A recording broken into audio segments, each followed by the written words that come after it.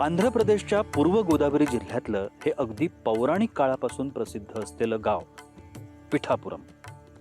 गयासुराच्या देहावर देवांनी यज्ञ केला तेव्हा त्याचं मस्तक गयेकडे होतं आणि पाय पिठापुरमकडे, म्हणून याला पादगया असंही म्हणतात.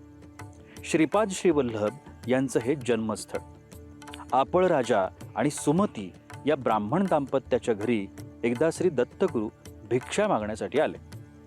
श्राद्धविधीस ब्राह्मण भोजन झाल्यानंतरच अतिथीला भिक्षा देणं हा संकेत असतो. मात्र अतिथीला विनमुख पाठवू नये म्हणून सुमतीनं श्री दत्तगुरूंना भिक्षा वाढली. प्रसन्न झालेल्या दत्तगुरूंनी सुमतीला हवा तो वर माग असं म्हटलं. तेव्हा तिनं बुद्धिमान पुत्र हवा असा वर मागितला. सुमतीचे आधीचे 2 पुत्र अंध आणि पंगू होते. श्री दत्तगुरूंनी आशीर्वाद दिला आणि पुढे सुमतीच्या पोटी श्रीपाद श्रीवल्लभांचा जन्म झाला. अतिशय बुद्धिमान आणि बालवयातच वेद उपनिषद याच्यावरती प्रभुत्व असणारा हा पुत्र दत्तगुरूंचा पूर्णावतार म्हणून प्रसिद्ध पावला.